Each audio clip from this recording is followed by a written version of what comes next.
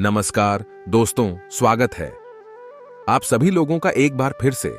जैसे कि आप हमारे वीडियो के टाइटल में देख ही चुके हैं कि तुलसी के इस टोटके से 24 घंटे में बदल जाएंगे आपकी दुनिया जी। हाँ मित्रों, आज मैं आप लोगों को देवउठनी एकादशी संबंधित संपूर्ण जानकारी बताऊंगा। हिंदू पंचांग के अनुसार कार्तिक महीने के शुक्ल पक्ष की एकादशी को देवउठनी एकादशी के नाम से जानते हैं। इसे कई जगह देवोत्थान एकादशी भी, और ये जो है 2023 में इस वर्ष 23 नवंबर को देवउठनी एकादशी के व्रत रखा जाएगा।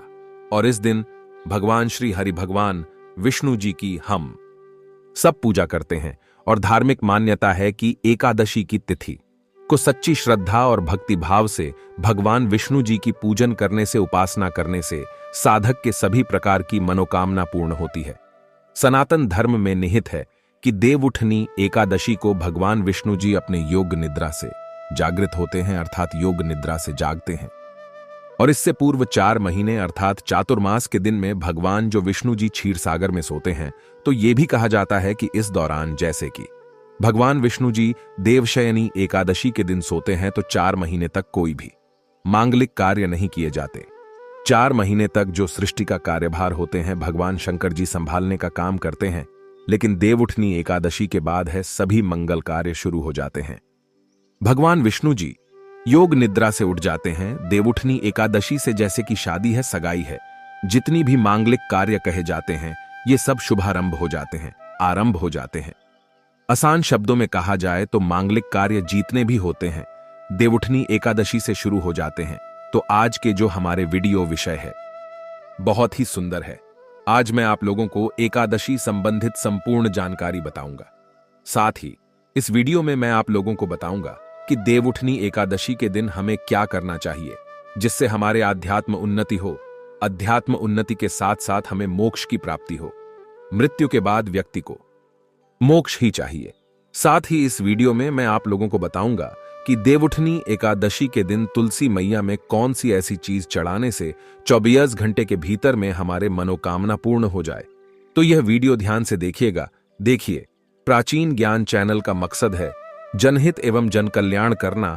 हम हर दिन बोलते हैं कि आप सभी दर्शकों को फिर से बताना चाहेंगे, आप हमारे वीडियो को देख रहे हैं, आप हमारे व्यूअर्स नहीं बल्कि आप हमारे परिवार के हिस्से हैं। आप हमारे परिवार के लोग हैं। हमारे इस वीडियो में व्यूज आए या ना आए, सब्सक्राइबर बढ़े या ना बढ़े, इससे हमें किसी भी प्रकार का कोई फर्क नहीं पड़ता। अगर हमारे वीडियो को देख करके किसी एक भी व्यक्ति का भला होता है तो हमें काफी अच्छा लगता है। हमें भी पुण्य की प्राप्ति होती है।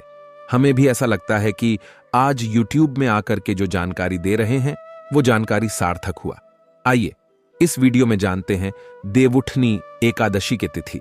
इससे पहले वीडियो में आगे बढ़ने से पहले अभी तक ओम नमो भगवते वासुदेवाय नहीं लिखे तो लिख दीजिए। साथ ही साथ वीडियो को लाइक कर, चैनल को सब्सक्राइब कर हमारे सपोर्ट जरूर करना, ताकि हमारे मनोबल बढ़े और आप सभी दर्शकों को इस प्रकार ज्ञान भरी अच्छे से जानकारी वीडियो दे पाए।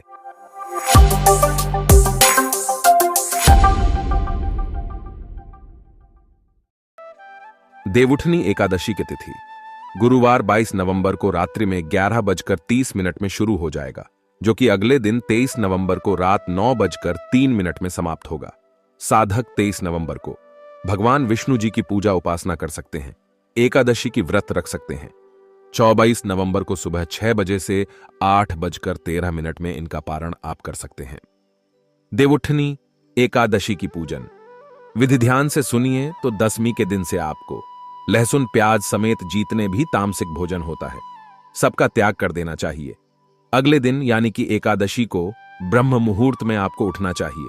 नित्य कर्म से निवृत्त होकर पानी में गंगा जल मिलाकर के स्नान करना चाहिए, क्योंकि अगर आप जो है गंगा के तट के पास में रहते निवास करते हैं तो गंगा में नहा सकते हैं।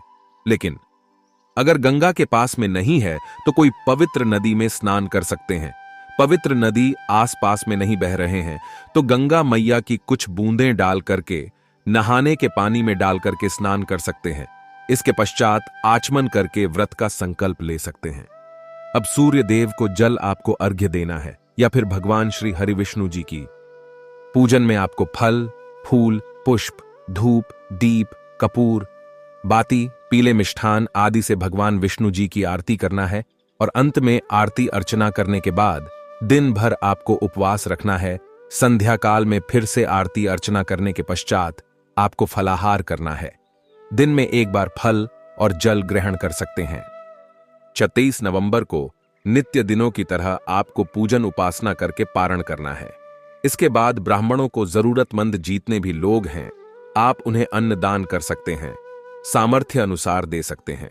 चलिए इस वीडियो में जानते हैं आखिर हमें देवउठनी एकादशी के दिन कौन सी ऐसे उपाय करना चाहिए जिससे हमारे अध्यात्म उन्नति हो, हमारे बंद किस्मत के ताले खुले। कहने का मतलब है कि आप में से अधिकतर लोग ऐसे बोलते हैं कि गुरुजी हम काफी मेहनत करने के बाद भी सफल व्यक्ति नहीं बन पा रहे हैं, अर्थात पैसे तो आते हैं लेकिन चले जाते हैं, अर्थात हमारे घर में लक्ष्मी स्थिर नहीं हो पा रही है।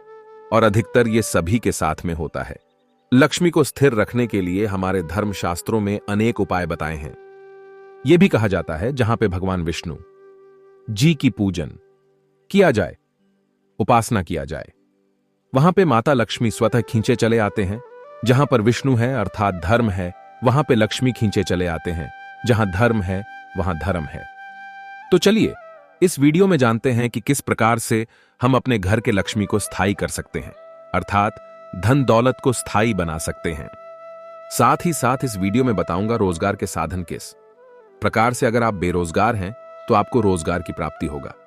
धन दौलत के साथ साथ सुख संपत्ति एवं धर्म की प्राप्ति करने का सबसे सरल आसान विधि बताऊंगा, क्योंकि प्राचीन ज्ञान चैनल का मकसद केवल पैसा कमाना ही तक सीमित नहीं है। मैं आप लोगों को अध्यात्म उन्नति का धर्म क्षेत्र संबंधित विशेष प्रकार के बहुत सारे जानकारी भी बताता हूं। तो भगवान विष्णु को प्रसन्न करने के लिए देवउठनी एकादशी के दिन भगवान विष्णु जी को केसर और दूध से ध्यान से सुनना। जो दूध है उसमें केसर मिला करके, तो केसर युक्त दूध से भगवान विष्णु जी के अभिषेक करना चाहिए।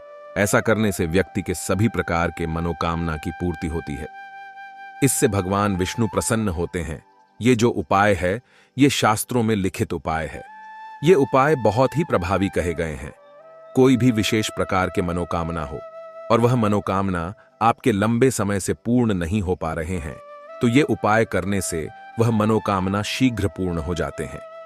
यदि कोई व्यक्ति आर्थिक तौर पर बहुत समस्याओं को झेल रहे हैं तो देवउठनी एकादशी के दिन भगवान विष्णु जी की पूजा करें, उन्हें कुछ पैसे अर्पित करें। पैसे अर्पित करते समय आपको बोलना है कि हे भगवान, यह पैसा मैं आपको अपने आर्थिक उन्नति के लिए समर्पित कर रहा हूं, कृपया आप इसे स्वीकार करें। इस प्रकार से आपको प्रार्थना करना है और इसके बाद पूजन के उपरांत इस पैसे को भगवान विष्णु जी के आशीर्वाद स्वरूप मान करके आप इसे अपने तिजोरी में रखें या पर्स में रखें। ऐसा करने से धन का लाभ होता है और पैसे से जुड़ी जो भी समस्या आपके जीवन में चल रही है वो समस्या समाप्त हो जाते हैं। या फिर ये पैसे साधारण पैसे नहीं रह जाते हैं, ये साक्षात नारायण का आशीर्वाद बन जाते हैं। जहां पर नारायण का आशीर्वाद हो, भगवान विष्णु जी के आशीर्वाद हो, वहां पे फिर लक्ष्मी फलते हैं, फूलते हैं। कहने का मतलब है कि अध्यात्म उन्नति होता है। देवउठनी एकादशी के दिन भगवान विष्णु जी को तुलसी के पत्ते के साथ सफेद रंग का भोग जरूर अर्पित करें। इस दिन हो सके तो खीर है या सफेद रंग का मिष्ठान भगवान विष्णु जी को भोग लगाना अति उत्तम होता है। ऐसा करने से धन में वृद्धि होती है, क्योंकि जो माता लक्ष्मी है ये सफेद वस्तु की तरफ बहुत ही जल्दी आकर्षित होता है। खासकर माता लक्ष्मी को खीर बहुत प्रिय है, सफेद कलर की जो दूध से बने मिष्ठान बहुत प्रिय है। तो अगर आप भगवान विष्णु जी को चढ़ाते हैं तो इससे मां लक्ष्मी आपके घर में स्वतः ही बिना कुछ बोले आ जाती है, आपके घर के आर्थिक परेशानी को दूर करती है और भगवान विष्णु भी प्रसन्न होते हैं। मैं कई बार वीडियो में बता चुका हूं कि धन देने का केवल अधिकार माता लक्ष्मी को है, अर्थात माता लक्ष्मी धन देती है। लेकिन किसके किस्मत में कितना धन देना है यह निर्णय भगवान विष्णु जी करता है, क्योंकि भगवान विष्णु जी को पालनहार कहे जाते हैं।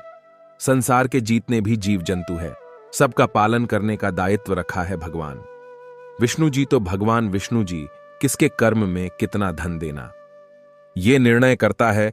इसलिए भगवान विष्णु को जितना ज्यादा हो सके देवउठनी एकादशी के दिन प्रसन्न करने का प्रयास करें। देवउठनी एकादशी के दिन घर के नजदीक बने जो मंदिर है भगवान विष्णु जी के, अगर कहा जाए मंदिर है तो इसे अति उत्तम कहे गए हैं। नहीं है तो वहां पे भी आप जा करके आप जो है नारियल और बादाम भगवान विष्णु जी के स्वरूप मान करके जो भी देवी देवता उसे अर्पित करना, क्योंकि भगवान विष्णु जी ने स्वयं है। भगवत गीता में कहा है कि संसार में जितने भी आप देवी देवताओं को पूजा करते हैं वो सब मेरे ही स्वरूप है। इससे आपके रुके हुए जो भी कार्य हैं वह कार्य पूर्ण हो जाते हैं और उनका परिणाम आपको तत्काल मिलता है। जो आसपास के आपके मंदिर है वहां पे संध्या काल के समय में नारियल और बादाम जरूर अर्पित करना। बादाम की संख्या 5 रखना। साथ ही इस वीडियो में आइए जानते हैं कि देवउठनी एकादशी पर ये 18 बातों का विशेष रूप से आपको ध्यान रखना, आप सफल हो जाएंगे। सफलता प्राप्त करने के लिए कौन सी ऐसे 18 विशेष रूप से जो उपाय है, जानकारियां आइए जान ले। फिर से गुजारिश करना चाहूंगा, कमेंट बॉक्स में ओम नमो भगवते वासुदेवाय नहीं लिखे तो लिख दीजिए भगवान। इससे आपके ऊपर प्रसन्न होते हैं और आपकी भक्ति बढ़ती है। तो देवउठनी एकादशी पर तुलसी विवाह कर रहे हैं, विष्णु जी के आप पूजन कर रहे हैं, तो विशेष रूप से कुछ आपको सावधानी रखना चाहिए। या फिर आप हो सके तो ये उपाय जरूर करना, ये सावधानी जरूर बरतना। तो तुलसी के पौधे की चारों तरफ आपको स्तंभ जरूर बनाना चाहिए, फिर तोरण जरूर सजाना चाहिए, रंगोली से अष्टदल कमल जरूर बनाएं, शंख चक्र और गाय के पैर, ये तीनों चीजें जरूर बनाना चाहिए। ऐसा माना जाता है इस दिन शंख चक्र और गाय के पैर बनाए जाते हैं।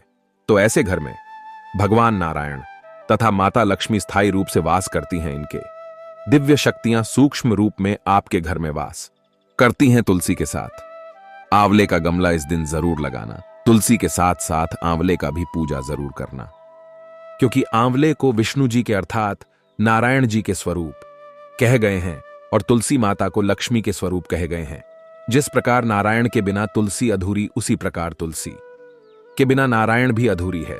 अर्थात भगवान जो नारायण है ये आंवले के स्वरूप में विराजमान होते हैं। माता तुलसी जो है ये लक्ष्मी के स्वरूप कहे गए हैं, तो माता लक्ष्मी तुलसी के स्वरूप में विराजित रहती है। इस दिन हो सके तो तुलसी का पंचोपचार से पूजा जरूर करना। दशाक्षरी मंत्र तुलसी का आप जो है जरूर जपना। माता तुलसी जी के दशाक्षरी मंत्र इस प्रकार से है, श्रीम ह्रीम क्लीम एम वृंदावने स्वाहा। ये दशाक्षरी मंत्र है माता तुलसी जी की। इससे माता से बहुत प्रसन्न होती है। इस दिन घी का दीप और धूप जरूर दिखाना। सिंदूर, रोली, चंदन और नैवेद्य, ये जो 4 चीज कह रहा हूं, ये तुलसी माता को चढ़ाने से माता अखंड सौभाग्य की वरदान देती है। पुरुष चढ़ाते हैं तो ऐसे पुरुष के जीवन में फिर विष्णु जी की कमी नहीं होती है, अर्थात धर्म की कमी नहीं होती। ऐसे पुरुष धर्म के मार्ग में चलने वाले होते हैं। धन की कमी नहीं होती। हो सके तो इस दिन तुलसी माता को वस्त्र अलंकार से सुशोभित वस्त्र अलंकार आपको भेंट करना है। लक्ष्मी का अष्टोष्टत्र या दामोदर अष्टोत्तर, ये जो पाठ कह गए हैं आपको जरूर पढ़ना चाहिए। तुलसी के चारों ओर दीपदान जरूर करें। ऐसा माना जाता है जो भी व्यक्ति तुलसी को एकादशी की तिथि में दीपदान करते हैं चारों तरफ, तो ऐसे व्यक्ति को मृत्यु के पश्चात कभी भी अंधेरे की प्राप्ति नहीं होती।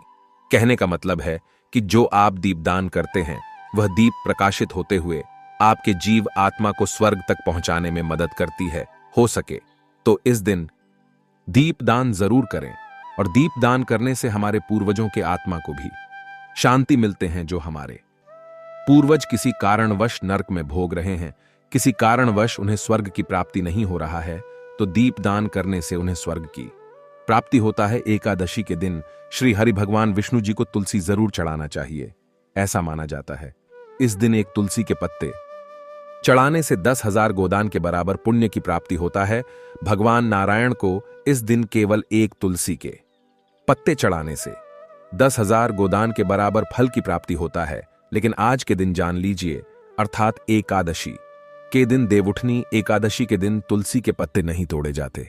पहले से आपको तोड़ करके रखना, जिन दंपतियों के यहां संतान ना हो ऐसे व्यक्ति तुलसी नमास्तक जरूर पढ़े, इससे संतान की प्राप्ति होता है। तुलसी नमास्तक पढ़ने से शीघ्र जिनके विवाह नहीं हो रही है उनके शीघ्र विवाह होते हैं, बल्कि जो व्यक्ति बिछड़न हो चुके हैं, जिनके कोर्ट कचहरी का मामला चल रहा है, इनके भी समस्या दूर होती है।